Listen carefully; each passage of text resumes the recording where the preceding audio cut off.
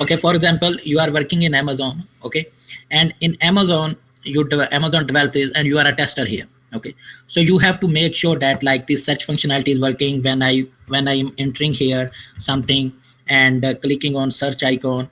So to make sure that all the results are appropriate, when you are clicking on this Amazon tab, it is taking you a home page.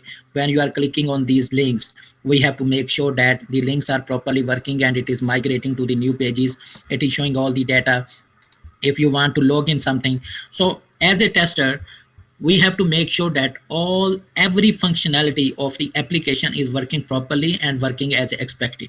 There is like no error is coming, there is no bug is there is no defect is there. Okay, so that is the two main responsibility of the tester. First, we have to make sure that either we are making the right product or not.